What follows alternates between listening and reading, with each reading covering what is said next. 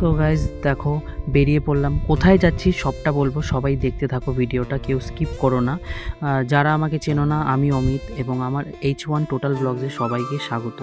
তো এই ভিডিওটা ছিল অনেক দিনের পুরনো একটি ভিডিও। তো আমি ভাবলাম যে এডিট তো সেরকম একটা করা হচ্ছে না, বিজি থাকি, অনেক বিজি থাকি, হোটেলে কাজ করি।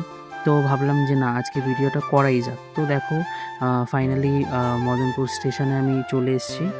আর ট্রেন ধরবো, কারণ এখান থেকে যেই লোকেশনে আমরা যাব, দেখো দেখতেই পাচ্ছ, নৈহাটি মানে চলে এসেছি ট্রেনে করে। তো নিশ্চয়ই তোমরা বুঝতে পারছো যে আমি যাচ্ছি কোথায়।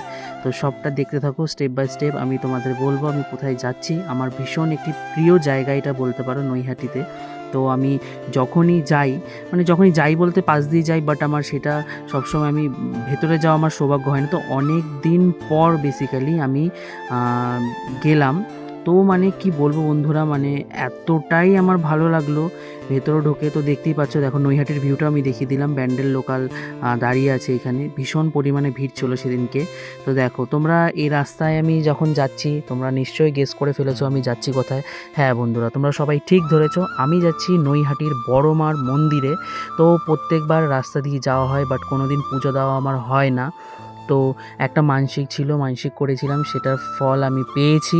তো মানে সত্যি কথা বলতে, মানে কি বলবো, সত্যি মানে বড় মা আছে, মানে বড় মা সত্যি সত্যি, সবাই বলে যে বড় মা সত্যি আছে।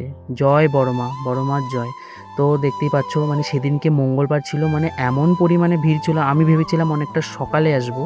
তো সকালে আর আসা হয়নি। তো মানে একটু দুপুর দুপুর করেই বেরিয়েছিলাম, কিন্তু কিছু খাইনি, এক ফোঁটা জলও খাইনি। ভেবেছিলাম একটু তাড়াতাড়ি তাড়াতাড়ি আসবো। তো ঘুম থেকে উঠতে একটু লেট করে ফেলেছিলাম বলে দেখো বন্ধুরা, লাইনটা কোথায় চলে গেছে। সে একদম পুরো গঙ্গার ধারে ধারে লাইনটা চলে গেছিলো।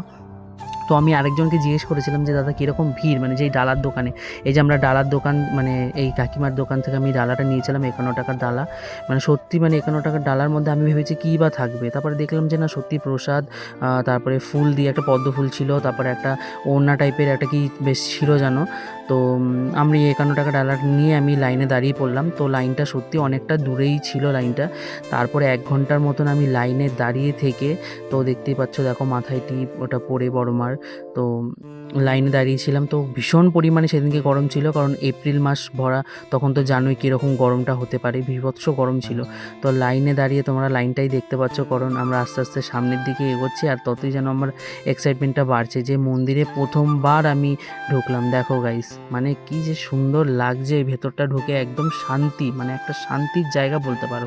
মানে আমার ভীষণ ভীষণ ভালো লাগে। আমি যখনই বড় মার মন্দিরে যাই, এই প্রথম আমি পুজোটা দিলাম। আর সত্যি কথা বলতে, বড় মার মন্দিরে গিয়ে পুজো দেওয়ার আমার বিশেষ করে ভীষণ ভীষণ ভালো লেগেছে। মানে সবাইকে গোত্রটা জিজ্ঞেস করবে মাস্ট, মানে তোমার গোত্র কী, তোমার গোত্র বলো। মানে ভীষণ পরিমাণে ভালো লাগলো। চলো গাইজ, যদি ভিডিওটা ভালো লেগে থাকে চ্যানেলটি সাবস্ক্রাইব করো। Bye bye.